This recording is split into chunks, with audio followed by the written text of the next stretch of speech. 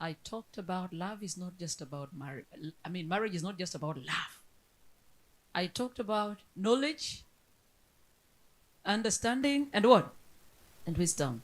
And I said, there is no field of study that you're allowed to practice without theory, without having gone through some training.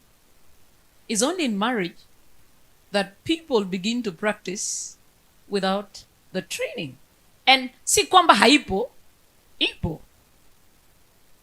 Ni kulenga tu. Como a musician kule Kenya ameimba wimbo wanajua ni kulenga tu. Kulenga, you ignore. And even in addition to Mama, a pool of counselors, I've always dreamt of a school. You come to school like you'd go to college.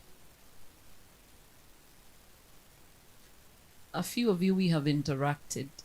I'm running a company called Pr.Elizabeth. And that is one of our dreams, to establish an institution. We are training on matters marriage. Sasa yule atataka kuja aje, yule hataki waje. But it's so sad that our children can invest in weddings and not invest in marriage. Ambapo hata ukitaka kuwatoza for the counseling you do, they say that's too expensive. But you ask them, how much is your gown? Hundreds of thousands Kenyan shillings. But they just don't want to get the knowledge. So wanapoingia kwenye ndoa, wanapatana na matatizo mengi, wasijue la kufanya, wasijue ni nani watamuendea for counseling, they don't know. Secondly, there is always a pastoral counseling, marital pastoral counseling. And mchungaji utakubaliana nami pamoja na mchungaji yule mwingine, tumewadanganya members of the church. We don't do it. Very few pastors take you through marital counseling before marriage. They are always busy. Na mara nyingi wanakuambia harusi yako ni kesho, hivi tukutane Saturday jioni, tufanye mazungumzo kidogo, sababu najua harusi ni kesho. Sasa mnamtafuta Saturday jioni, anawapatia 1 hour, na anachowaeleza sio cha muhimu, anawaeleza namna ya kutunza fedha na hamna kazi.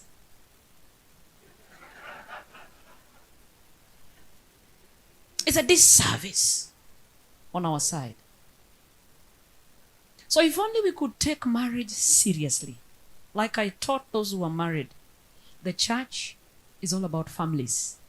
If we can streamline our families, we have a good church. Elder Odera, if you can make this department the most active, well-funded, you have a good church. Because everything emanates from a good family. When you have a shaky family, even at work you don't perform. Part of what we intend to do, because when I started the company, it was for training and development. My idea was penetrating the corporate world. I repackaged the gospel to be able to penetrate the corporate world. So the idea I'm selling to the corporate world is that you have been talking in terms of performance based on other factors. Are you aware the one you want to perform has issues in the family?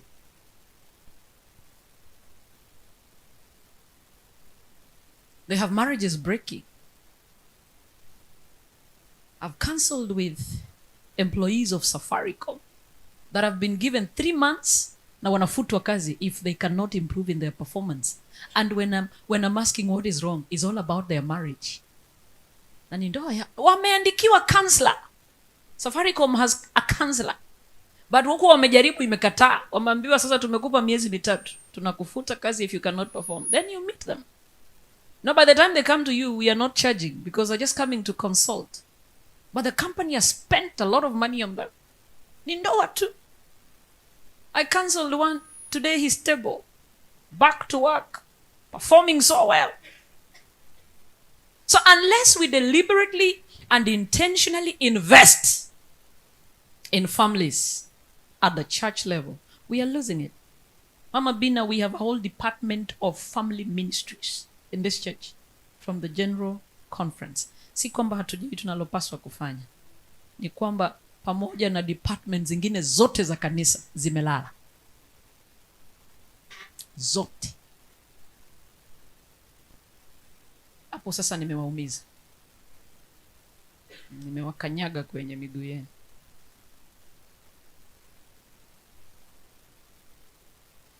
Department zote za kanisa zimelala. Kila mtu ana serve personal interest yake. We have the best children's ministries department, but we don't run it the way it should run. Grace Link is a whole robust program for children, but we don't do it the way we should do it. I was talking to Pastor Masunga na mwambia, mkishajenga hii kanisa hakikisha mko na a block ya watoto shule, story building kubwa for all those classes za watoto. Mtoto akija kanisani anajua darasa langu ni lile, complete with furniture. But who cares? No one cares. So I believe the structure is there, but how would I call it? Kila mtu ana serve interest yake kwa kanisa, personal interest. Shauri yako na ndoa yako.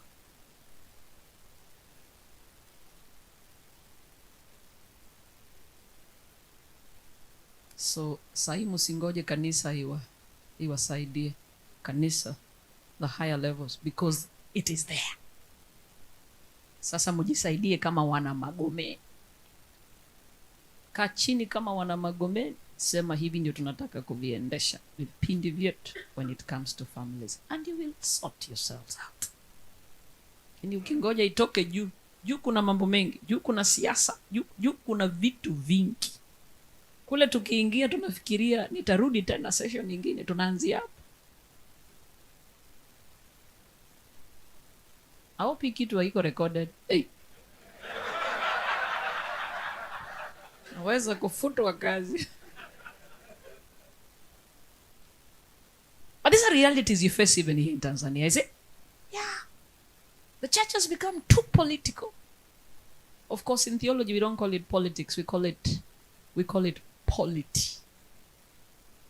And church governance is called polemics. So it may tone too down, lakini siasa bado. Kule nje is politics, kanisani is polity. Kule nje is governance, as we call it polemics. Tufanye ile kazi Mungu ametuita tufanye.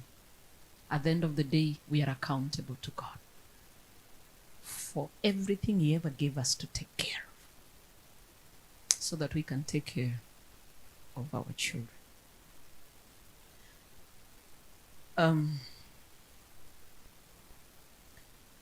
Nikizungumzia kina mama Pendo, I hope you didn't quote me out of context. We were talking about there seems to be a deliberate attempt to elevate the girl without thinking of the boy. It's so deliberate and very deceptive. And no one thinks of the boy anymore. Hata sasa tukianza kutafuta kazi, watoto wa kisichana wanapata kazi haraka kushinda watoto wa kiume. Si kwamba mtoto wa kiume hajahitimu, ana makaratasi yote, lakini they consider the girl child before the man. That was my context. If we can, and I said I had no problem with girl empowerment, women emancipation, to the point that we will neglect solemn home duties, then it is wrong. And you and I agree we have neglected home duties. Kuna mtu anaishughulikia nyumbani. Today we did lunch at Nyambita's. And I loved that guy. We did a nice vegan diet. I asked who cooked. She said, I cook. You know, special vegan diet. Waadventista tunajua vegetarian ni viazi na maharagwe na wali, alafu tunaongezea afuata inaitwaje sisi, tikiti maji. Tukishaongezea hiyo tumemaliza. We did a nice meal. So I wanted to know, alileta mtu akapika, and it's the same meal you'd get in any good restaurant out here, high-end restaurant. I'm qualifying that. So asked, ulipika hii chakula? Sema, yeah, I cook. Mamangu tulilelewa, akisikia tu mguu umetoa nje kidogo, njoo jikoni. So wao walilelewa na lugha ya njoo jikoni, na wakafunzwa mapishi. You understand? So she cooks good food. Now when I met her the other Sabbath, I said, I even told Nyambita, mzungu ni golo kanya. Huyu mzungu umetoa wapi? Say, Nyambita ulienda mbali sana. And I said, I thought in my heart, huyu Nyambita huyu mke wake anajua atakufua nguo. I thought in my heart. But today I visited her house. She's a woman. She is. And she says, every Sunday is family time for her. She has to do all those meals herself and feed her family. And she tries out new recipes every day. Weekdays zako kazini, watoto watakula ile yaya. Ni yaya? Ametengeneza. Dada, ametengeneza. Lakini mume wake lazima ale yenye yeye ndiye amefanya nini? Ametengeneza. Wewe umemwachia dada. Chakula cha mume wako? Dada. Nguo nazo zivaa? Dada. Kitanda mnacho kilalia? Dada.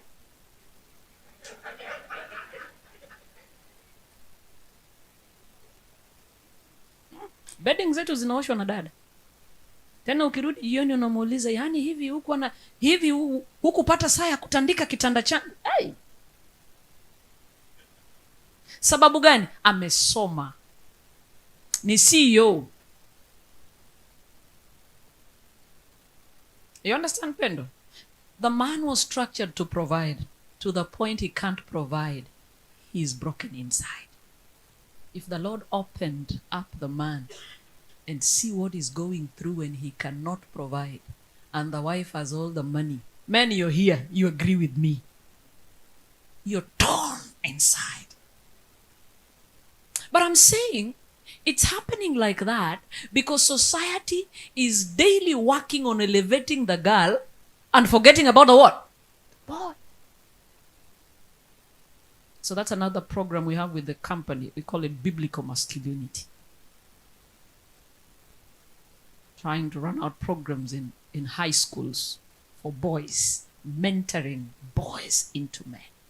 Because I visited a school, national school, for Sabbath, tukamaliza, and then after lunch wakarudi for Bible study, na nilikuwa ninakimbia nyumbani Kisumu, na huko ni mbali. Wale wamefika Nairobi, wamefika Kenya. I was in Rongo and I stay in Kisumu. So I need about 2-3 hours to get to Kisumu, and I did a to and fro journey. So nikawaambia, I can't live here beyond 4. So I finished at 4. Wale vijana kaniambia nikitoka, nawaambia jamani nipisha nipite. Kaniambia ngoja kwanza, nataka kuzungumza na wewe. Dakika 5 tunaomba. Kaambia twende nje hapo. So tukasema mahali kwenye ua fulani. Tukaanza kuongea, tukamalizana na yeye. Kutana hivi, foleni iliyokuwa. Watoto wavulana, kila mtu anataka kuzungumza nawe. And as they come, anapoanza kuzungumza, the eyes are welling up. Machozi yanadondoka. For a boy, ako na beard. Then I realized, for a boy child, we don't even hold them close to our chest. We don't. We don't show the boy child affection. And I held them close to my chest. and they opened up nasty stories. Bullying in schools. Si hapa kwetu ukilala usiku saa 6-7 hivi ukiamka unaamshwa na watoto vijana wanataka kukupenetrate huku nyuma. So homosexuality, you're bullied into homosexuality at night. Hakuna mtu anaweza ambia. They don't discuss it with parents. Another one cried and told me, nilienda nyumbani kapata kazini yangu msichana amemaliza form 4 akaniambia, we kama ungekuwa kazini yangu we would have been friends. So tukaenda kumtembelea babu, tulikuwa wengi, tukawekwa room moja chini sakafuni tulale. Alinikujia usiku akaniamsha, tukafanya tendo la ngono naye. Form 2. He's traumatized. And the girl is still pushy. He has not talked to his parents. He can't talk to a teacher. In Kenya, national schools are meant for brilliant children. So when a child tells you he can't perform, it's not about school fee, it's not about the teacher, it's about the things they are going through. Amekanyagiliwa chini. So Pendo, I still insist, don't be comfortable you're earning more than your husband. Because society doesn't favor it. It doesn't. But sisemi haiwezekani. Kuna uwezekano. Because society imeleta kitu inaitwa affirmative action. Affirmative action ni kwamba mwanaume anapata 1,100, nazungumzia currency ya kwetu. 1,100 na mke anapata 30,000 kwa mwezi. Anarudi jioni anakuambia kuna position fulani nimeambiwa niichukue kuanzia kesho. Kikwambia pay yake ni $500,000. So overnight. Amuka tu hivi ako na $500,000. Wewe uko sasa $100,000. She pulls all the shots. Because the company does not allow her to stay where she's currently staying. Sasa lazima badilishe makao. Shule za watoto lazima badilishe. Anakujanga akikwambia kabisa kabisa. Let me tell you, when you come to a man and tell a man, nimelipa rent, nimelipa school fees, atakuangalia tu lakini ndani anaumizwa. Hata unapokuwa you're earning more than your husband, it happens. Usije na mabili ushalipa. Mwambie daddy, taka tuzungumzie bills za hii mwezi. Unaongea ni kama hauna pesa. Let him take the lead. Alafu mwambie kuna kapesa hapa kidogo Mungu ametubariki. Mpe yeye. Akalipe mabili. Mpe yeye.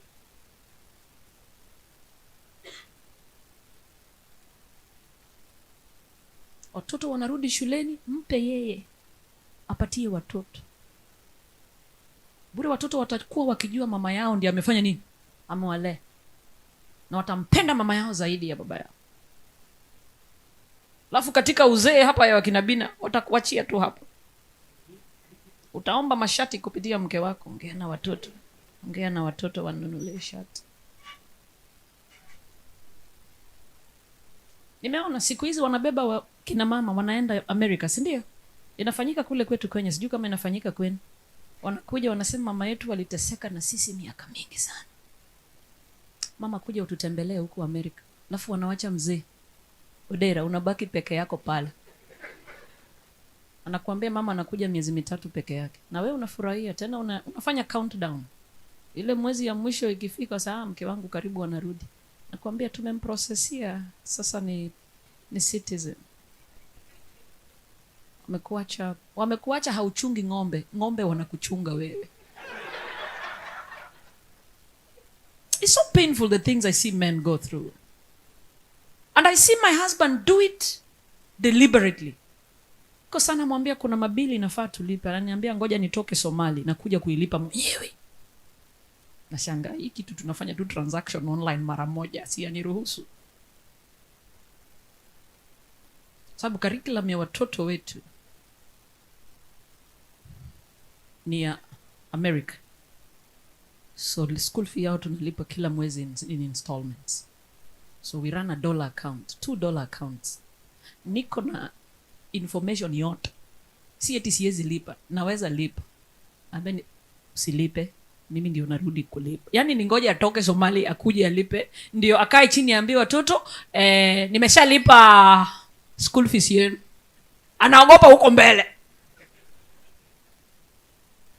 Hata shopping ya nyumba anakuja kutoka Somali baada ya majuma 10. Anafanya shopping bulk yenye anajua hutahitaji lolote. Akirudi ndiye atafanya tena. Na akirudi kwa nyumba anasema hiyo shopping tunaenda naye, lakini kuna snacks tukitoka kufanya za nyumba, anatoka tena na watoto wanaenda kufanya shopping ya snacks. Ingine nikiangalia cost ya snacks peke yake imetosha simiti kama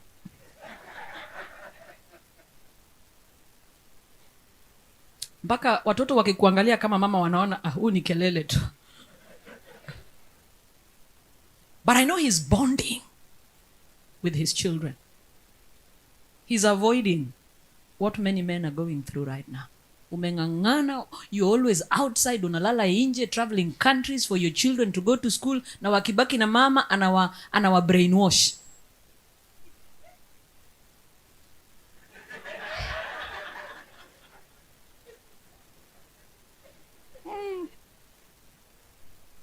I want you to remember the bond between a woman and her child is so strong. So strong. Ya mwanaume lazima he has to work at it. For the woman tunaianzia tumboni. So for the man you have to deliberately work on it. Sasa kana kuwa because unajua mtoto haelewi pesa, mtoto anaelewa action, love in action.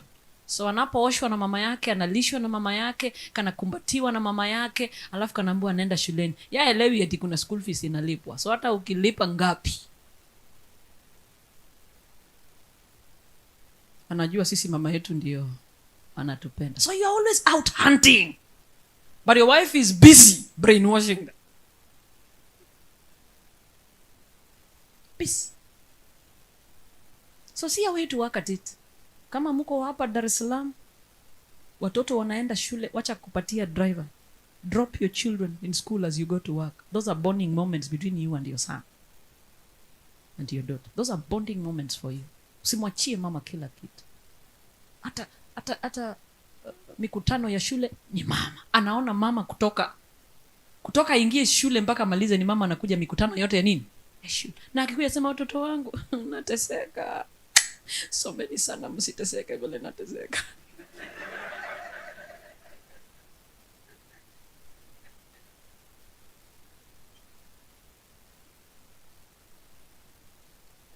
So Pende, did you get me? I didn't say you don't go to school. Please go to school. Highest level. I was discussing with Elder Odera. Their homes are visited. Ule alikuwa kwa anaitwa Mjinja. Anaitwa Mjinja.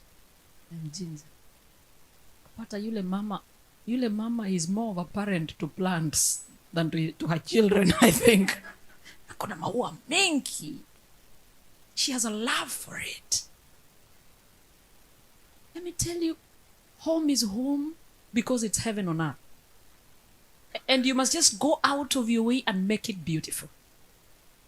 And if you were to study what a home is, for my women, I wouldn't lie to you. I'm also going to school, but I wouldn't lie to you. You'd find no time to go to work. You'd be busy doing what I call home economics. Is a whole field of science that you require you go to school. Even family finances, Mama White advises family finances should be managed by a what? A woman. But how do you give family finances to a woman who didn't go to school?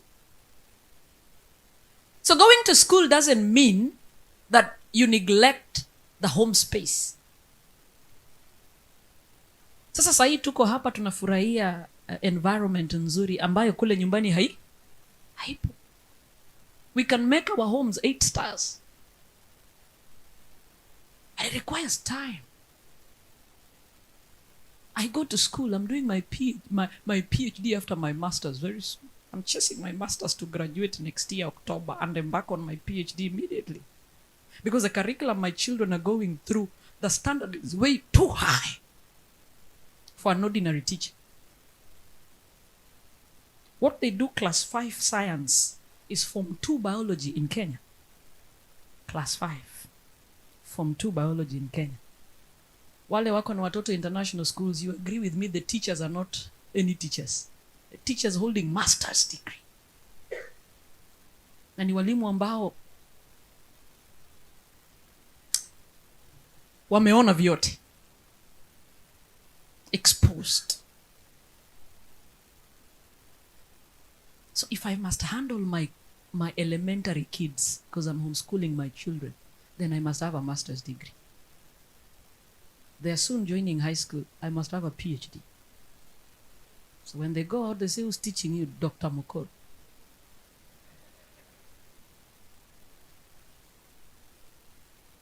And that gives me flexible time to run my homes. I have homes to run my homes. And every other project. So I took a leave of absence just to pull up my empire and run it 100%. That's why you can see me here all week. I wouldn't have come. The initial arrangement was a Sabbath. Where's Nyambita? It was a Sabbath. Because I was still at work and I'd exhausted all my leaves. If you see me out preach for a week, nimechukua leave yangu. Na by February, March hapa zimekwisha. Makanisa yote yanataka leave ni mwezi moja to 4 weeks. Okay. So when I jumped out of work for a 3-year leave of absence, then I called Nyambita. I said, we can afford a week. Because now I have flexi time to attend to my children, attend to my family, attend to my ministry, attend to my company. But I also keep praying that if I must earn more, then God bless my husband to earn more than I earn. I know it's an issue of submission, but let me tell you, these are some of the things that make submission very difficult. There's just an inferiority complex in a man when you earn more than him. Hata una nia mbaya. Mtakosana tu kidogo ni kwa sababu unapata pesa mingi kunishinda. Kosana tu kidogo ni kwa sababu umesoma kunishinda. Yaani kila kitu sasa ni masomo yako na mapato yako. So muombe, usikimbie sana. Ukiona unaenda mbio mwambie, daddy nataka ufike hapa. Because why? Education doesn't leave you the way you are. Is it? It does never. Education takes you to another level. And if your husband remains behind, then it means even reasoning with him will be difficult. Once I begin to travel the world and meet who is who in this world, my level of thinking is on another level. Na yake bado iko hapa nasema tununue vitunguu, sijui tuoshe nyanya, sijui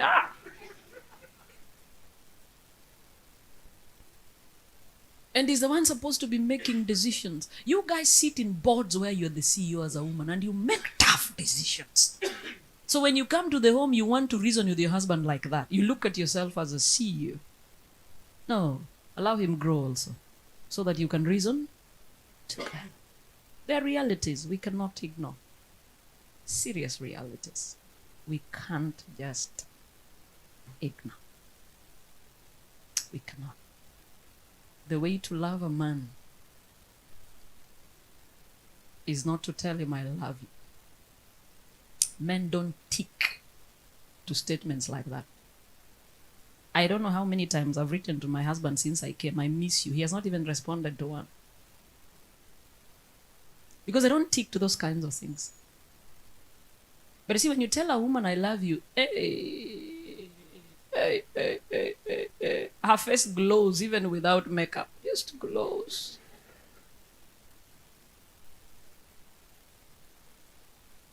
I like telling this story. When I had my second born, my second and third, I had them in campus when I'd gone for ministry. And I made a call at 1 usiku nikinyonyesha. Ile tu unanyonyesha mtoto umeboeka. Nikampigia simu because he'll pick my call anytime. And he say, hey, Omongina, call me Omongina. What is wrong? You've not slept. I said, no, I'm breastfeeding. Boeka tu. Just wanted to tell you I miss you. And then he said, So I asked him, what is It didn't take a week. He called me around the same time. And he said, I knew you'd be breastfeeding. So I said, what do you want to tell me? He said, I missed you. I said, nah.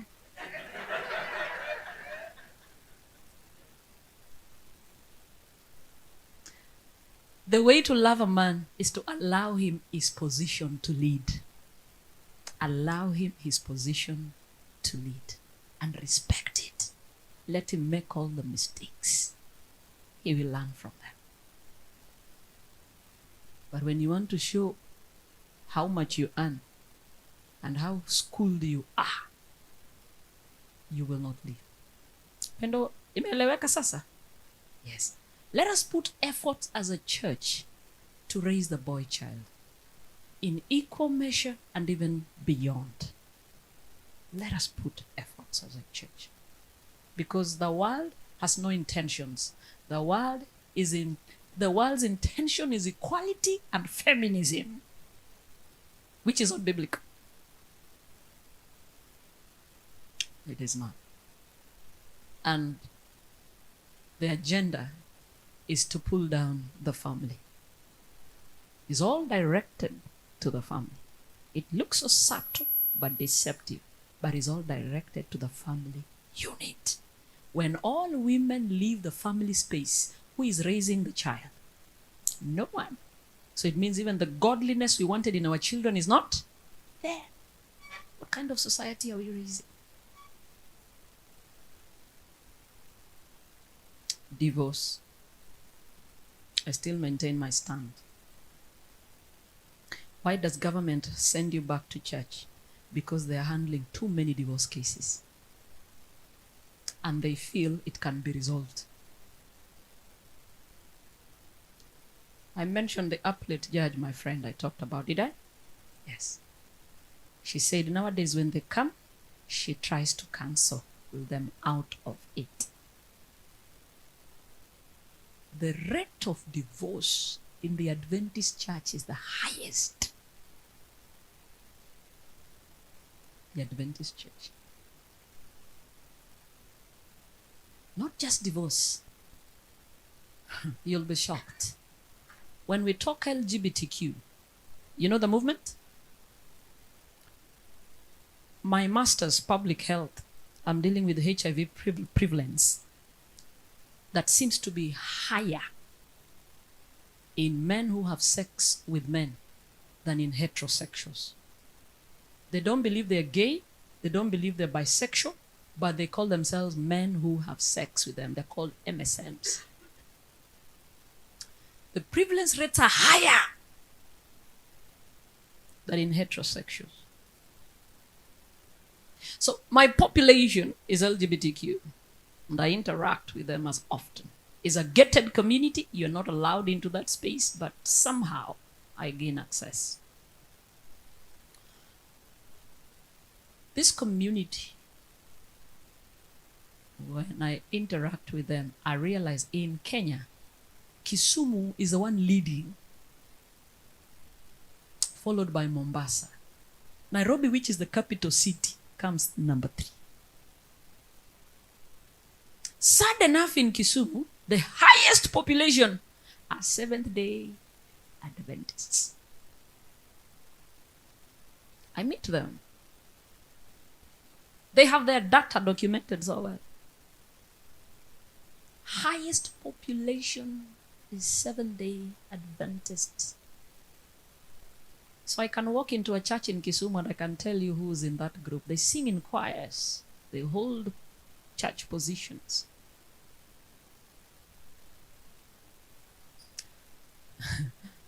Not just LGBTQ. Prostitution is so organized that their chair lady is a member of our church.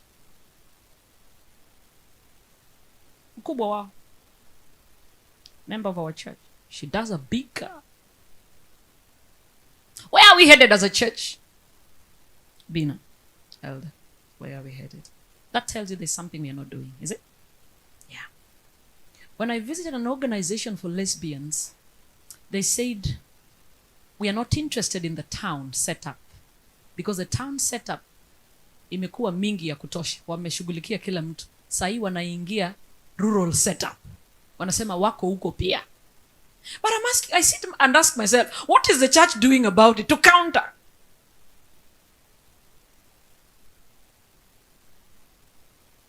They are funded.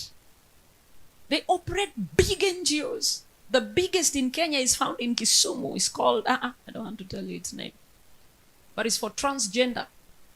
The owner is my friend. A man that has transgendered into a woman. If you see, I wouldn't know he's a man. I wish there was a big screen here. I would show you how she looks today. He, she, I don't know. I don't know if she's a woman. I don't know if but a man that has transgendered into a woman. And our children are attracted into these spaces. In those offices, they have lounges. And they say they provide free Wi-Fi for children. So your child will leave home for free. Weka Wi-Fi kwa nyumba yako. Your child will leave your home for Wi-Fi at an organization. And who does she interact with or who does he interact with? These people. And their kitchen is fully equipped. So ukisikia njaa unaingia jikoni, tengeneza chakula. Akikaa hapo wiki mzima, ameambiwa kila kitu kuhusu LGBTQ. Ameambiwa tuna mkutano wiki ijayo for advocacy. Sitting allowance ni 2,000 za Kenya kila siku. Atakwenda huko wiki mzima, akimaliza wiki mzima na 10,000 zake za Kenya. Kesho kutwa yuko ndani. Sasa hiyo mama yuko wapi? Kazini, anakimbiza pesa na mshahara. Asijue mtoto yuko wapi. It is sad. There's some of the things that make me want to, I don't know. Sad. So, government no longer wants to process divorce cases. It's too much. Imekuwa mingi. They can't handle. They have a big volume of divorce cases. So what do? Say, enda kanisani, maybe you will be advised out of it. But ideally, when you come to church, the marriage certificate is not the organ of the church. The marriage certificate is an organ of the government. In Rwanda, you don't get a marriage certificate in church. In Rwanda, you first of all wed. Civil wedding is when you come back to the church to do a church wedding. So that document is not for the church. That is why when a divorce begins, the church is not able to dissolve it. They will always send you to the what? Even in Kenya, we send you to the government. You go handle it there. Because this is a document we have been honored to give to you, but it belongs to the government. Only the government can dissolve your marriage. Wapendwa, tunaelewana kweli? Ndio maana nazidi kusisitiza, usipatikane kwenye kamati inayotaka kudissolve ndoa ya mtu. Kataa kabisa. Wakitaka kumaliza ndoa yao, wamalize peke yao. Mbona wanawahusisha na muishi nao? Elabina. Mbona unahusishwa na uishi nao? Acha wamalizane peke yao huko vile walipatana. Wabebe huu mzigo peke yao. Isije kwamba ati ndoa yetu iliisha with an Adventist rubber stamp. And they keep bragging. They say the church allowed us. And the same church will allow them to wed again. Hey. Huyu mchungaji Masunga atawaweka kwenye ndoa nyingine tu.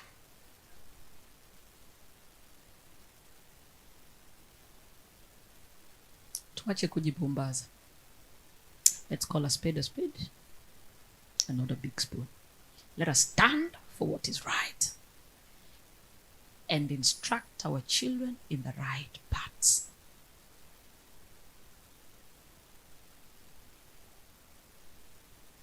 I think I have tried to answer those questions. I know you have intentions to make me change my stand. It's still there. It's not changing. It is still right there. Mpende mke wako, mpende mume wako. Huyo tu, kuna mwingine. Hata kama ni uchungu kiasi gani, Yesu anarudi. Yesu akirudi, it will be much better than now. Chunga tu ye mpaka Yesu arudi. Because why? Do you know God is coming? We are rendering an account about the spouse that you were given. So I normally tell people, usikatai kumwoshea socks ama handkerchief yake, mwoshe tu, ndio uavoid maswali mingi ya Mungu. So do it in the spirit of stewardship. In the spirit of what? Stewardship. I have a husband that I must take care of, not because he loves me, but because I'm accountable to who? To God. Mimi maswali ya kuulizwa mingi na Mungu ndio staki. So nitafanya kila kitu. Did you know that even when someone doesn't love you, did you know love begets love? And trust begets trust. Keep trusting. They will trust you back one day. Keep loving. They will love you back one day. And love without a doubt. Penda bila kusema, na mbona sioni kama ananipenda. Yani penda ni kama haujali kama atakupenda ama hatakupenda. It must beget love. It must. Omba nimalize nimrudishie kidude hichi anayesherehesha. Program hizi. Sio program hizi, shughuli hizi. Elda Nyando. Tukitoka hapa tunaelekea wapi? Okay, the presentation. Good. Allow me pray. Heavenly Father, we glorify your name. Wonderful evening. Husbands and wives seated together. Just to have a good time, nothing more. And learn from your word. The message for tonight is a little bit heavy. Break it down. Enable us to understand it. This is my humble prayer in Jesus' name. Amen. Loving God, loving. I love that song. And the story never ends. Sijui mbona wazungu wanatoanga wapi hizo maneno? Mbona sisi hatunaga hizo maneno?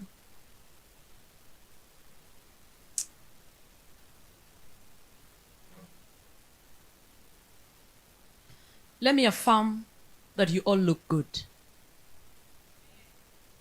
Yani hizo vitu mumeambiwa hata sasa nakwambia you look good, utaingoja kwa mume wako haitakuja badala utake advantage yangu.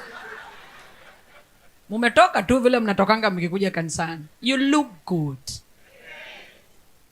And I pray you will maintain this. Usingoje iandaliwe na kanisa, hapana.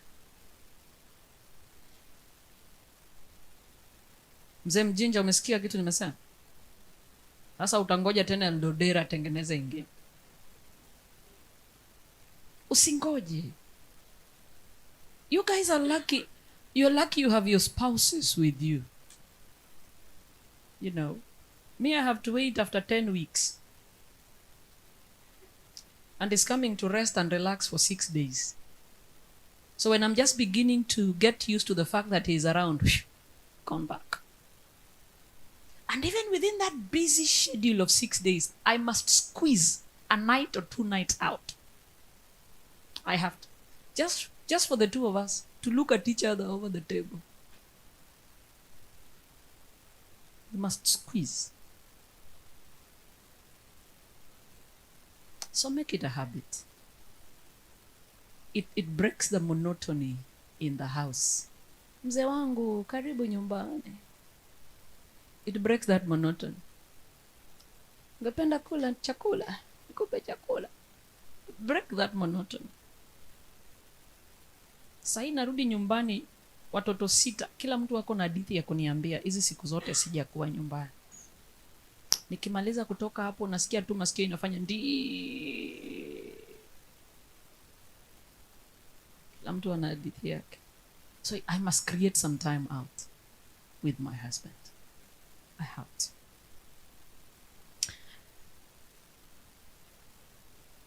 I have themed it, revitalize and sustain your love throughout your marriage.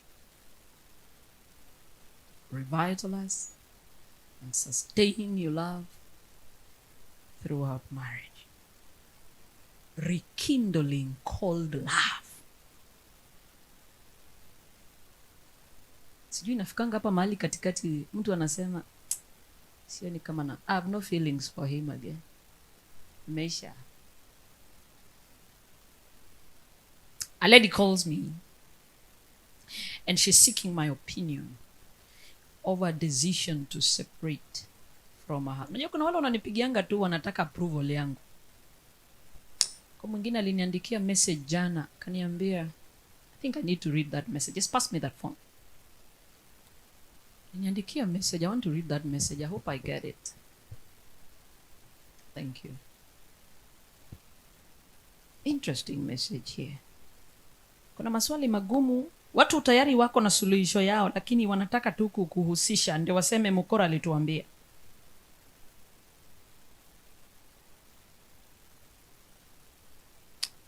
Where is that girl? Swali gumu sana. Nasema hivi. I have a question. If a couple has lived together for more than 23 years, hiyo ni mingi, si ndio? And have children, but they have not had that thing.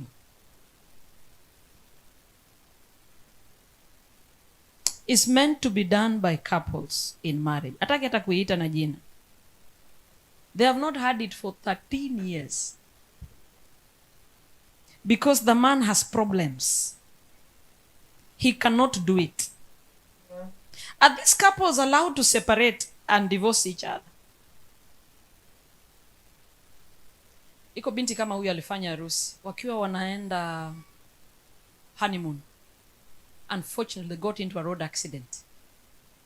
And the man today is paralyzed. So he can't function as a man. Hata hajamaliza quarter moja ananiuliza, pastor, sasa nitaishi aje na mimi ni mwanamke? Hey.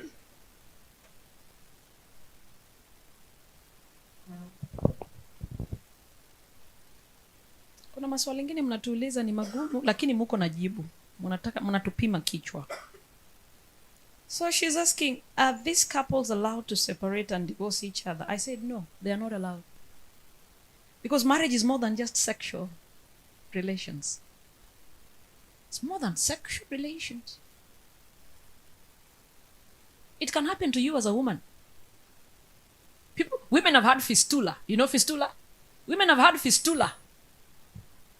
Paka pahali pa kupitisha choo na mkojo ikashikana, sasa hakuna tofauti na unanuka. And they go for corrective surgeries, is it? You go for corrective surgeries that make sex a very painful affair. But somehow you must do it. So ni ile tu kufanya tu kwa sababu iko shimo na iko ni ile tu, lakini hakuna, there's no satisfaction. It's painful. It can happen to you as a woman. Would you want to be divorced on that account? Unataka divorce? So marriage is more than sexual relations.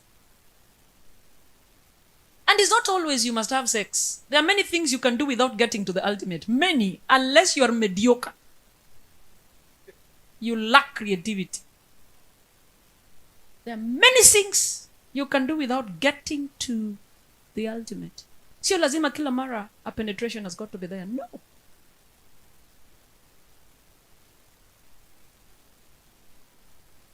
Lakini those are the ideas tuko nazo kuhusu ndoa. Hivi vitu vinafanyika. Siku moja utakuwa mgonjwa.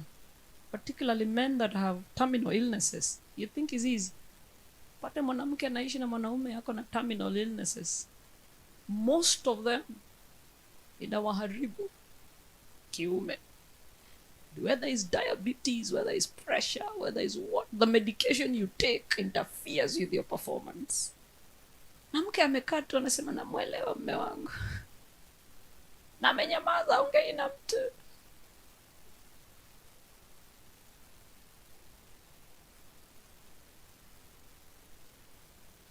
na wewe unataka divorce.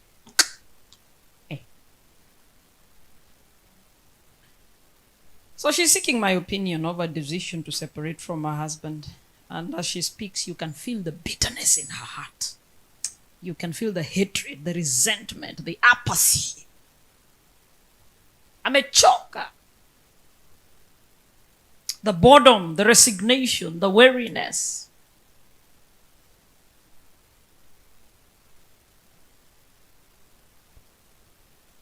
And she says, I no longer feel anything for him. Sihisi chochote. Ndio mufike hii miaka hii. Hapo utakuwa umejaribu kweli. Waleo hawafiki hata ya 5. Mwezi wa 3 tayari wanafikiria separation. Ndio mufike hapa. It's a great honor. And I pray we all can get to this point.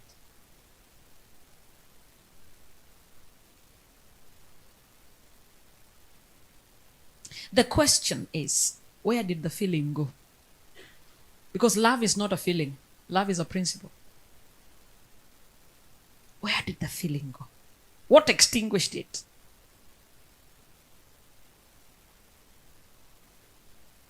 Because my thoughts are, the feeling was there. And that is why you ended up in this marriage institution. So what takes it away? Inaenda wapi? Paka ukamwangalia mtu unasikia kutapika, utaki kuona shati zake, utaki hata harufu yake, utaki kuisikia. Unasikia harufu yake akiwa kwa gate.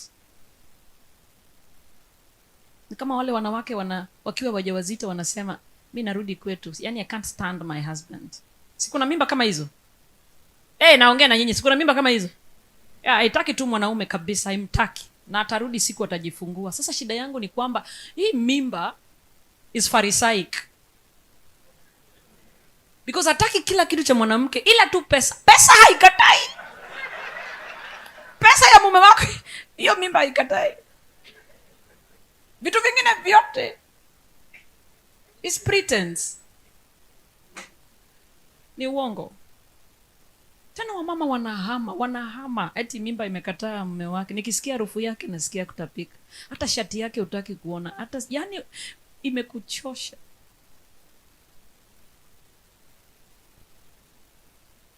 Pesa nayo usikii kama inanuka. Iko tu sawa. Pesa iko sawa. Saa ingine mnakuanga na ujinga mingi. Ama mzee Bina, huo si ni ujinga tu. Ni ujinga.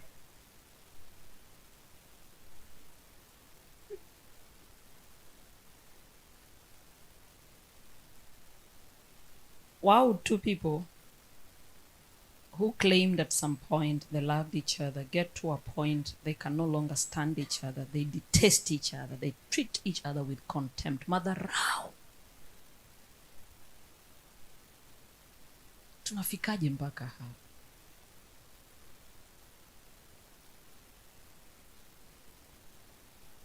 Ani madharau. Hata usijue mzee wako anakula nini jamani. Umemwachia kijakazi. Hata usitake kujua anavaa nini. Dada ndiye anatafuta nguo, anamachisha longi na shati. Anapiga pasi. Yaani masomo yametufikisha hapo. Mimi naona hayo masomo basi yametufanya tukawa wajinga zaidi. Paka bedroom yako ukamwachia msichana. Dada akisha tandika kitanda chako, kilichosalia ni yeye kulala hapo. Nikwambie leo, kama na mazoea ya kutandika kitanda chako, kilichobaki ni yeye kufanya nini? Kulala hapo. Na si ngumu. Maana hiyo heshima haiko tena. Haiko. Mshughulikie. Hata kama ni machungu, mshughulikie tu. Yesu anarudi. Akirudi, life will be bigger and better. Shughulikie tu.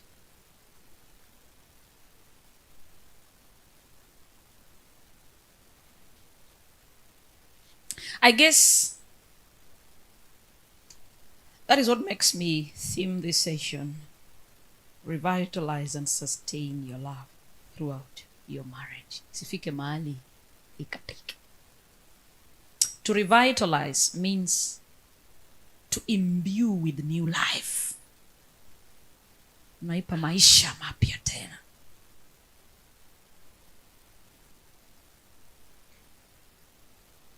It means to imbue with vitality. The other question would be, swali lingine, can love really grow cold? Ni upendo ama mapenzi? Again, Kiswahili hapo sasa sijui. Ni upendo. Upendo unaweza ukakuwa baridi. Can it grow cold? Can it die off? And which type of love are we talking about in the first place? Tunazungumzia upendo upi in the first place? Which one? Why would love grow cold? Watu wengi wamezungumzia kuhusu upendo tofauti, and we have bought into it. I know you have an opinion about it. This is my stand. Wanazungumzia upendo unaoitwa eros. Is erotic, passionate love. That's how they define it. Alafu wanasema ingine inaitwa philia. Upendo kwa marafiki na wenza wako, your equals.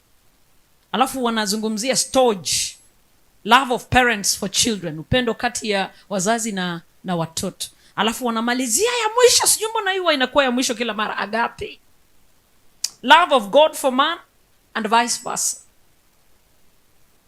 I'm reluctant to buy into this kind of thinking.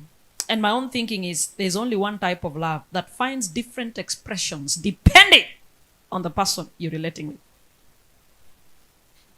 Ni moja, but expressed differently, depending on who you're relating with. Haziko nyingi, ni moja tu. And I will prove it to you from the word of God. I considered in my study Matthew 24 verse 12. I don't know where I left my Bible. Matthew 24 verse 12. It's okay. Very okay. Thank you.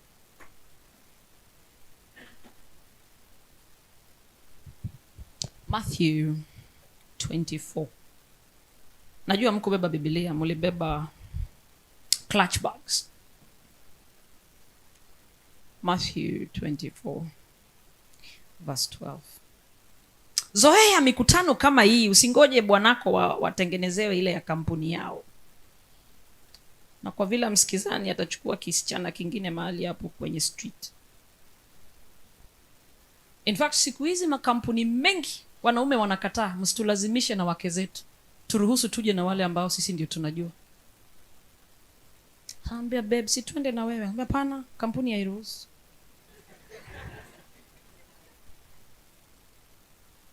Zoea mke wako, zoea mume wako.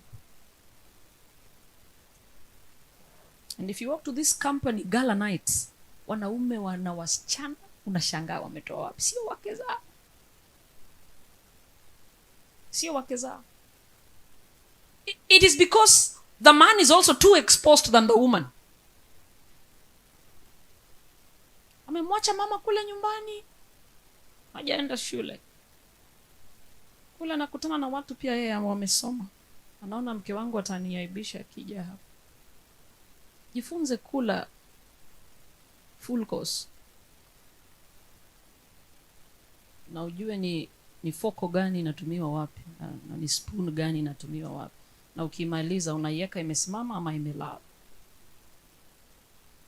Jifunze, sababu makampuni ni makubwa, waume zetu wanafanya huko. Dina zao ni za juu. Sasa utakulia kijiko yenye huko unafaa kukulia. Unajua namna unavyoiplace, una communicate to the waiter. Namna unavyoiplace ni either unasema bado sijamalizia, ama ni utaiweka tu ikisema umemalizia. Sasa uhitaji, sasa nirudishie kijiko yangu. Tujifunze. Haya masengenyo tuko nayo hapa kanisani tuache, kina mama tujifunze. Mtu aje atusetie table full course meal yote, tujifunze. Ndio maana mume wako akifikiria ule mama nataka kumleta hapa kweli, wataniitisha maji ya kunawa, na hapa tunapanguza mikono na towel moto. Sasa wapi mali mnanawa? Na shatolewa towel moto panguzia mikono.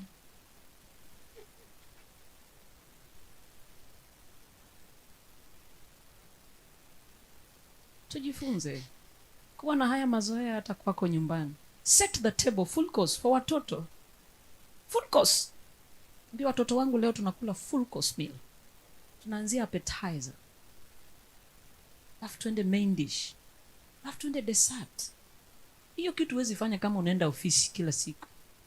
Hakuna, utashinda tu ni sima na kuku na maboga. Kwish. Sima ni ugali, eh? You've got to go out of your way. Why would you go to an hotel, find a charger plate and you can buy it and put it in your house? Tena nauliza mbona nimekewa sahani mbili? Hapana, ya chini ni charger plate, ya chini sio sahani. Hiyo ndio mume wako anaogopa hiyo. Hiyo ndio mume wako anaogopa.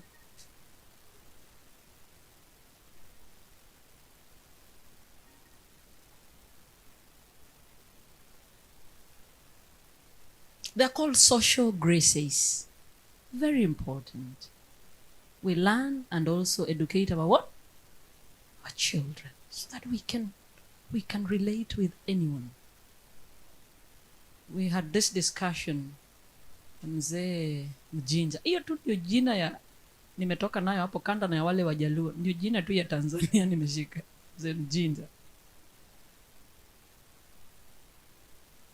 When I was telling them, I get them friends from Kenya that love to build for Christ. And they come big. So I was telling them a ticket right now is about 75,000.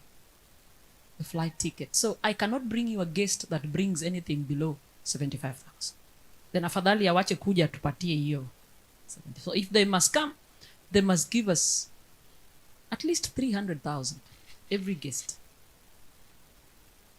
And these are high profile people in society. These are tycoons. So we were just discussing over this kwa chishirati. Na chishirati inamaanisha mke wa Shirati. Hata sisi tunajivunia kuwa na mzungu Jaluo.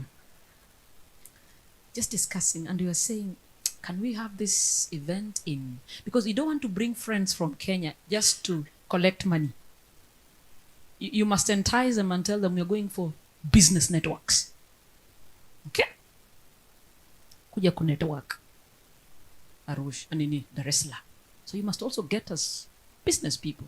So we were thinking, should we do it in church or should we do it in an hotel, so that we just have normal Sabbath in church, but we go raise funds like this, a night like this is acceptable. Tukubaliane, hatutoshani wote. Kwa hivyo usilete siasa ati mbona watu sasa ni wale wako naye. Usilete hiyo siasa. Mama White anasema there's got to be an evangelism strategy for men of wealth and means. Hiyo strategy hatuna. Tumezoea kubatiza poor people. Yesu anakuja, usilie, atakukumbuka, anakupenda. Those ones are open to spiritual influences. But when you meet a man that has everything, hata ujui ufungue verse gani kwa Bible, umwambie binguni inakuja na ako binguni tayari. Wale watu hawezi kuja waka crusade, they cannot come to a church, they don't. Those people, you organize something different for them, then repackage your message, gospel message to suit them. So we will bring them here. And we'll have a night like this. And I expect all of you to be there. And you'll buy a plate. Sio 50,000. Plate haiwezi kuwa 50,000. Aya, utakula chakula cha 50,000, lakini hiyo plate itakuwa not less than 50,000 Kenya shillings. Kanisa? Eh? Hiyo ni 1,000,000. Yeah. unanunua plate yako na 1,000,000 ni ya kujenga kanisa yenu.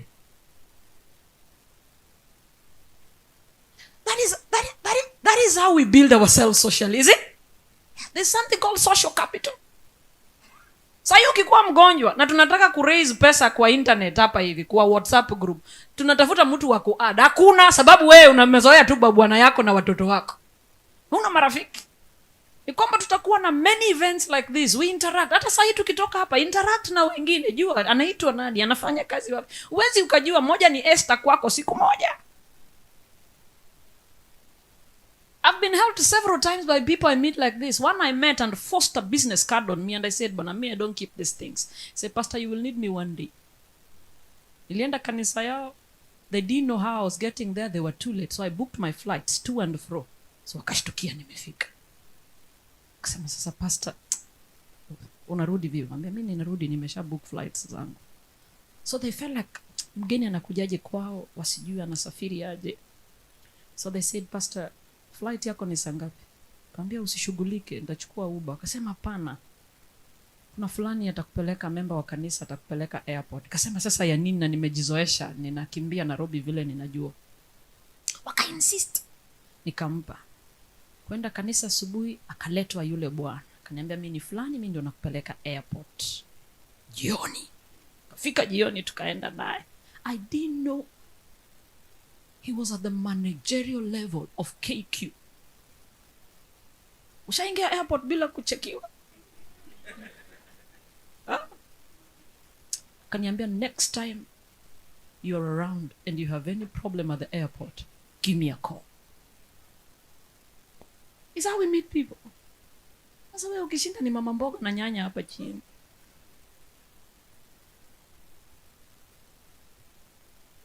Mazungumzo yangu ni mengi. Unajua nazungumza hivi ndio mniweke, sababu mimi naenda airport saa 6. Lakini nyinyi mnaenda kazini kesho. So lazima mtoke hapa mapema. Niruhusu nimalize. Matthew 24 verse 12. Matthew 24 verse 12. Inasema hivi. "And because lawlessness will abound, the love of many will grow cold." Mara nyingi huwa tusomi hiyo ya kwanza. Tunasema tu hata Yesu alisema mwishoni love of many will grow cold. No. It starts and because of what? Kwa sababu ya dhambi. Upendo wa wengi utapoa. Huwa tunasema tu ni upendo wa wengi utapoa. Hapana, anasema kwa sababu ya dhambi. Upendo wa wengi utapoa. And if you read Ephesians chapter 5 verse 25. Ephesians chapter, hata bila kusoma. Nasema, "Husbands, love your what? Just like Christ loved." So tunazungumzia scenarios mbili ya upendo. Nipate vizuri. They both talk about love, but Matthew talks about relations between you and others. Is it? The love of many will do what? Will grow cold. While Ephesians talks about relations between you and your spouse. Upendo kati yako na nani? Na mke wako. Then I wondered, could the Bible be having two different renditions for love in both instances? Anapozungumzia upendo kati yetu na upendo kati ya mume na mke, huenda kuna maneno tofauti yanapoyazungumzia hizi scenarios mbili. This is where the Bible is now meaningful in its original language. When you read Ephesians 5:25, in Greek the Bible says, "Husbands, agapate your wives. Love your wife." The word is agape. The word is not eros.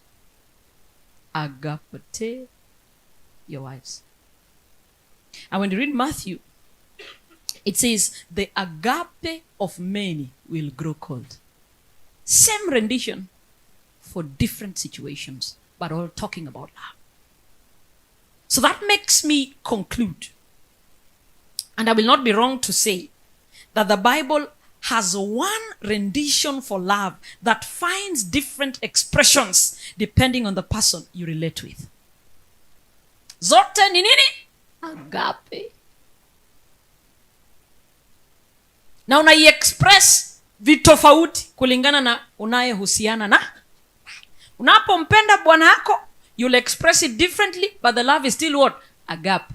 Unapopendana na ndugu zako, utai-express differently, but the love is still what? Agape.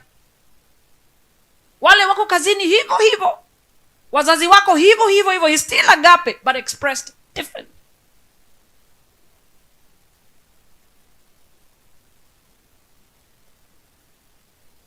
Matthew confirms that love can grow cold or die. Because of lawlessness, the love of many will grow cold. So it's possible that love can grow what? Cold. And the reason is lawlessness. Sababu ni nini?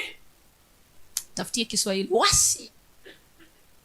Ni kwa sababu ya wasi ndio upendo unafanya nini? Unapoa. Kuna sababu. Or if you like, you can call it, translations zingine zinasema wickedness, because of sin, because of evil doing, because of disregard for God's law. The word rendered lawlessness in the Bible, in Greek, is anomian. It means that which is without law. Eldabina, that which is law ni nini? Law ni that is ile ambayo haina sheria. It means a disregard for or breach of law. No law. Disregard for the statutes of God. Living as if there is no law. So what we are saying is, when you live as if there is no law, then the love does what? Cross cold. Kishi ni kama hakuna sheria. Pendo unapoa. Violating all laws. In other words, Matthew is saying a disregard for the statutes of God makes love grow cold. Usipoiheshimu sheria ya Bwana, upendo unafanya nini? Unapoa. Na hata kwenye ndoa tumeviolate sheria ya Bwana kwenye nini? Ndio maana upendo unafanya nini? Anasema do not commit adultery, but we still do it, and that is why it grows what? Cold. Usimtamani mke wa mwenzako, bado tunaifanya, ndio maana upendo unafanya napo. Ukisha mtamani mke wa mwenzako, basi ule wa kwako hana maana tena. Ukisha lala na wa mwenzako, wa kwako sasa hana maana tena. It's a disregard for God's law. Ukichukua mke mwingine wa pili kwenye ndoa ya mitala, love grows cold.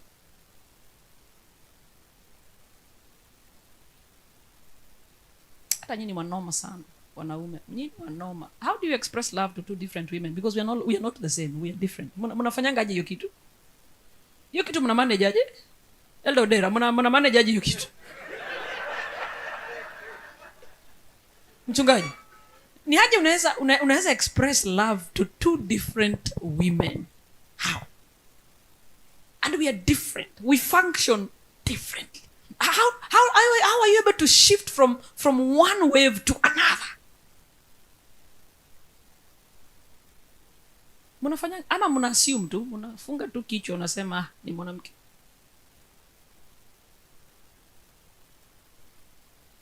Si ninazungumza na wanaume. Hiyo kitu mnafanya ngapi?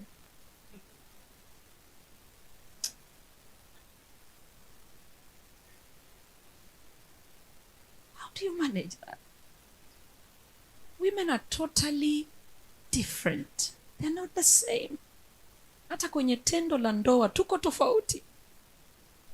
Kwenye tendo la ndoa kuna yule anakaa kama makaa ilimwagiwa maji baridi. Hata washi.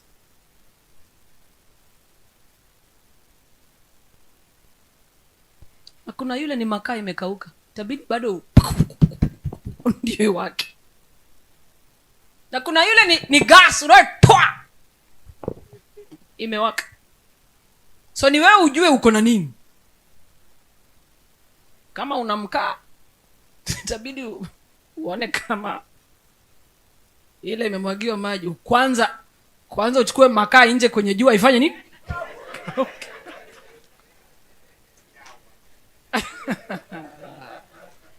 Lazima ujue una function na gani. Hasa ukiwa na wake wawili, moja ni makaa ya maji, ingine ni automatic gas cooker. How do you manage to come from this end to the other end? Nyinyi wanoma sana.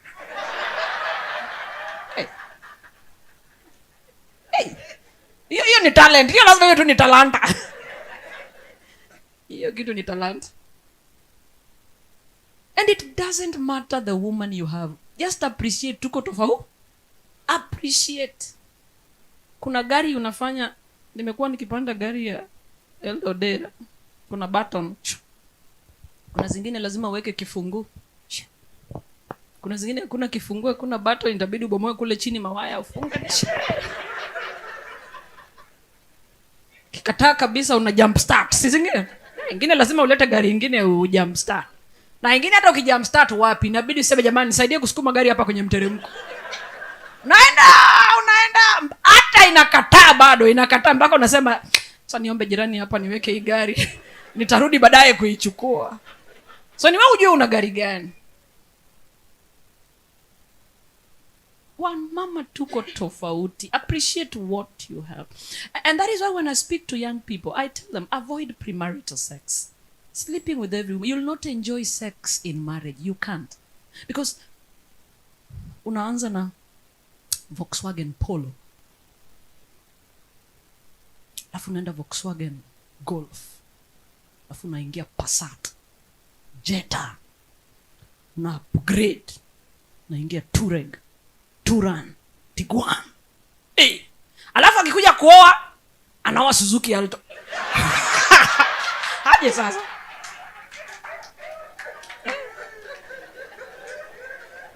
Wamo na manage hizi vitu. How do you manage this kind of thing? Kweli, ninaamini sasa ule msemo huko kwenye ulimwengu wa wanaume, hata maji chafu inazima nini? Moto.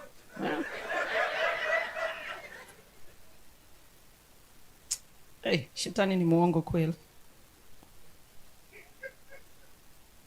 So Mathayo anasema usipoishika sheria za Mungu, upendo kweli utapoa.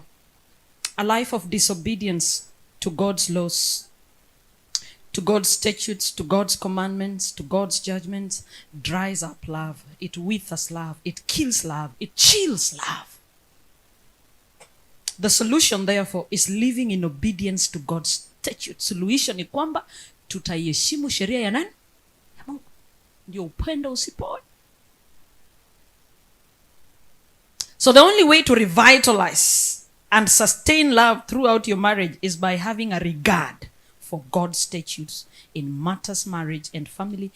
Hence, I would say tonight, we are here to create a deep desire and willingness to live in strict obedience to God's laws. You must have the desire. Not to live in obedience, strict obedience.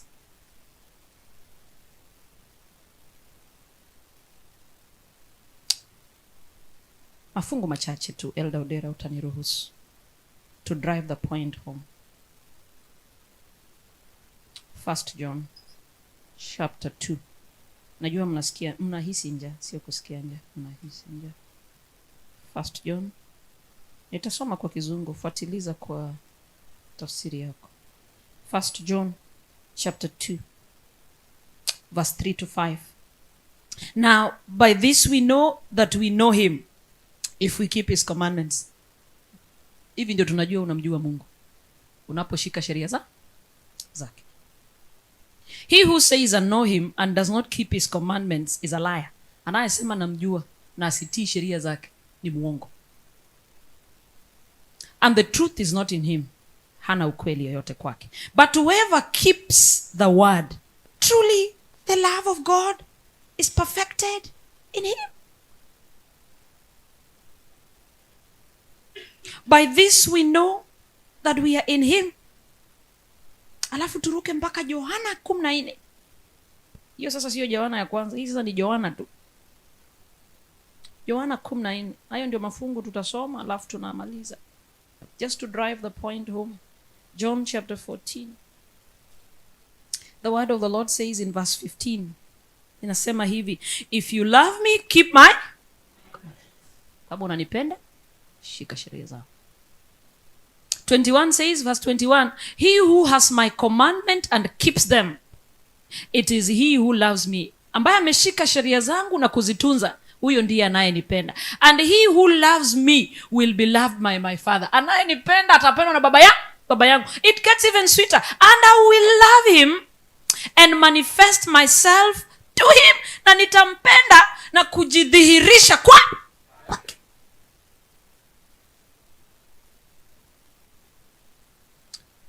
Then verse 23 says this. Jesus answered and said to him, if anyone loves me, he will keep my word, and my Father will love him, and we will come to him and make our home with him.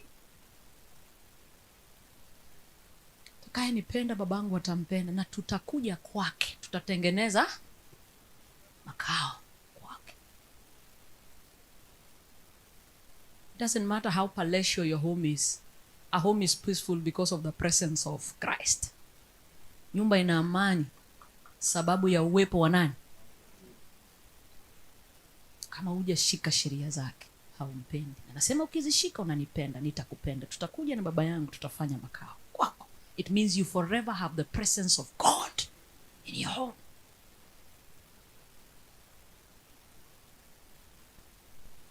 Yesu yu ndani ya mama, nyumba salama, nyumba salama, nyumba salama.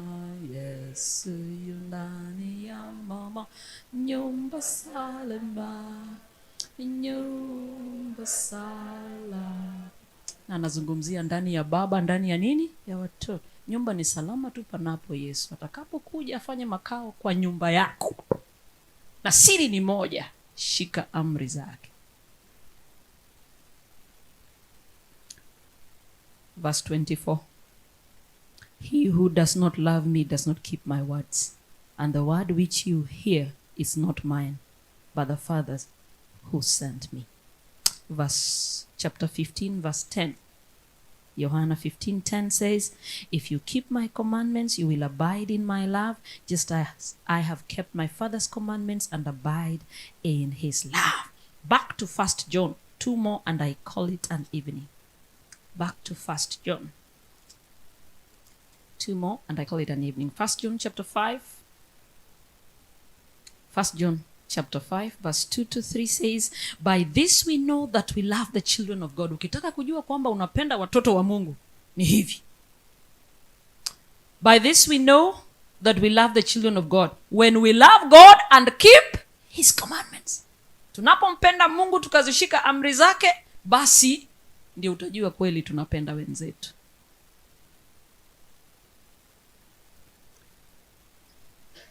It's from verse 2-3. 3 says this, for this is the love of God, that we keep his commandments, and his commandments are not burdensome. Finally, 2 John chapter 1 verse 6.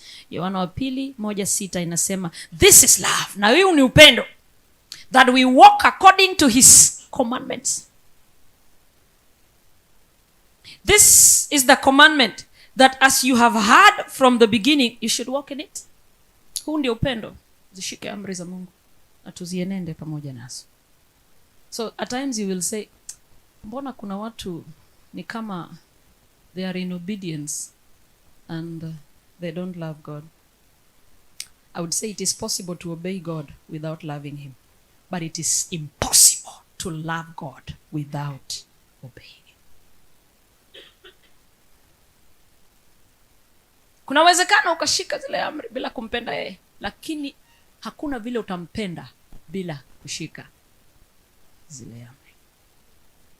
For as long as we have aligned our lives to be in harmony with the will of God as revealed in his word, for as long as we live in strict obedience to his laws, statutes, commandments, judgments, we will for sure grow such a deep intimacy with God. And it is this intimacy, takuwa na uhusiano wa karibu sana na Mungu, na ni uhusiano huu, it is this intimacy that informs our intimacy with each other. Once I'm so intimate with God, it informs how I am intimate with my spouse.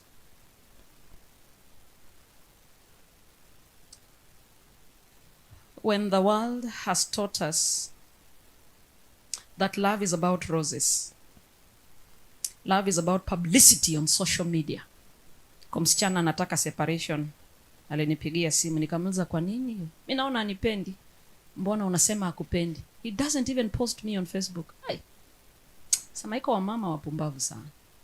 Mama Bina, unaona kazi ambayo tuko nayo? Ako serious, anataka separation, anaona hampendi, he doesn't even post me on Facebook. Kuna mwingine alinikasirisha zaidi, hata nikamwambia nakuja kukusaidia kubeba mzigo utoke. Ameachiwa pesa za shopping. Mume wake akaweka kando ya meza kule bedroom. Amerudi. Anamuuliza mbona hujaenda shopping? Si nilikuwa nakungoja tuende pamoja. Yaani mpaka uningoje nitoke kazini tuende shopping. Hakuna chakula kwa nyumba, uningoje tuende na wewe soko. Nani anaenda kunisukumia trolley? Nani anaenda kumsukumia trolley? Hao ndio wasichana wameenda shule. Akili ndogo sana. Mzee alichukua zile pesa akazirudisha mfukoni. Sasa unajua amenipigia simu kusema ameninyima pesa. Amekunyima vipi? Ndiye ananiambia hiyo story. Pesa ya mwanaume ni tamu hata kama ni shilingi 50 wewe. Haujui tu. So love is not publicity on social media. It is not even remembering our marriage anniversary. Not even birthdays. It's not even about vacations. It's about daily cultivating a divine affection to God. Because it takes our love and affection for each other to another higher level beyond the flowers, which are external factors that if not sustained, your love and affection flickers. When I'm affectionate with God, inanipeleka standard tofauti ya upendo. Mbali na maua. Sababu maua yapo leo, kesho hayapo. Hii pesa ni mgeni, anakujanga akienda. Siku ataenda hakuna maua, na kama upendo wako ni wa maua, taanza kusema anipendi. Niletei maua.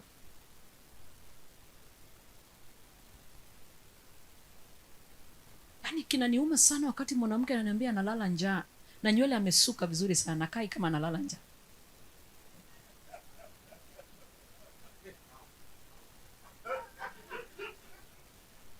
Mzee wangu atushughulikie na nywele ametengeza. Nilikuja kugundua kwamba ni deni. Madeni mingi. Madeni kwenye saloon, madeni kwenye boutique, madeni, unanuka deni. Na kulisi eka moja Elda Udera is about 5,000 a year. Ekari moja kule kwetu kulisi tu upande vitu ni 5,000. So it means you can lease even 20 acres. Na upande mahindi na uuze. Na pasiwe na mtu analala njaa. Human hair. Nina rafiki human hair anaweka 3, moja 30,000. So 90. Kuna human hair, wacha hivi vitu mnaweka pa ya uongo. Kuna human hair 30,000 moja. Na anaweka 3, anabandika 3. 90,000. Huko ni hajaoshwa, hajafanya treatment. Ya Kenya, sio ya hapa kwenu. Nasizungumzia Zimbabwe, ya Kenya. Alafu anarudi anatoa baada ya majuma mangapi? 2. Nilisema kuna watu wamebarikiwa kupata wanaume kweli. Mimi nikiangalia hiyo naangalia biashara.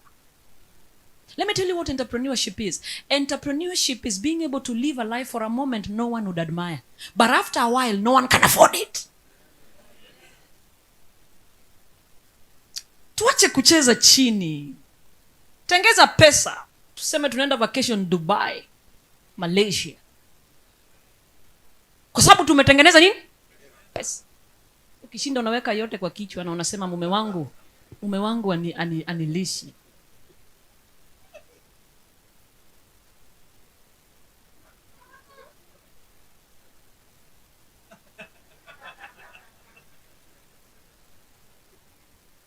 Today I was having a discussion with Eldo Dera about exporting hasa avocado. Kwa rafiki yangu alinikuja, tulikutana na yeye Makambi, ni professor wa agriculture. Akaniambia, Eliza, kule kwetu, sababu tunapakana kule kwetu mashambani, we have huge trucks. Sisi tunatoka scheme. My elder, you know scheme. And many times tuko mjini, tunapenda tunafuga, sisi ni Wakisii, tunafuga ng'ombe. Alafu unapata watu wanakuchungia hawashughuliki. You pump in a lot of investments but you get nothing. So ananiambia, Eliza, tufanye hivi, mbona tusiondoe hizi ng'ombe tuweke hasa avocado? It made me jump into the world of hasa avocado and exporting. It's called green gold. So mimi niko kwa nyumba nafikiria hasa avocado, masaa 4 wewe unaweka sister locks. 8 hours. 8 hours. 8 hours unaweka sister locks. Unarudi kusema mzee wangu anishughuliki. Sister locks Nairobi is 50,000. 50,000. Where are our priorities? Then you realize it all depends on how you think. Sije ukasema vidole havitoshani, mbona yako ndio iwe fupi kila wakati? Kwa nini yako ndio iwe fupi kila wakati? Sababu gani?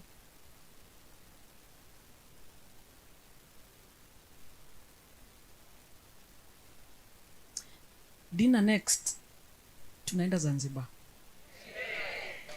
Retreat. Nilimwambia mzee Odera next year tunakuja ya kujenga kanisa. So 2025 ni Zanzibar. Uko na miaka 2 ya kusave. Ha? Ati wapi? Hiyo nini? Ati ni mbali?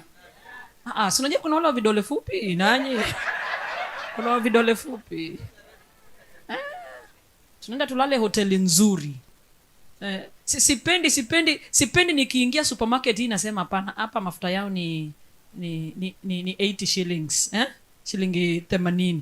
Alafu nasema wacha niingie supermarket nyingine, at least hapa ni 79 bob. Yaani difference ya shilingi moja inamaanisha you are poor. I have come to believe in this world there is nothing expensive. It is you who's poor. There is nothing expensive in this world. Ni wewe uko maskini. Sasa ingine tunakaa kwenye vikao kama hivi tunapanga tuende Zanzibar. Mtu anatuambia hapana, hiyo ni mingi sana. Ati mnajipenda nyinyi ni kwa sababu mko na mali. Nani anakukataza kutengeneza mali? Maisha ni wewe uyaweke hapa juu. Ukiyaweka hapa juu itakupa akili zitafunguka ya kutengeneza maisha ya hapa juu. Ukishinda umeziweka hapa chini, hapo ndio akili yako pia ina share hapo. Labda nazungumza kama Mjaluo. Mjaluo tuko hivyo.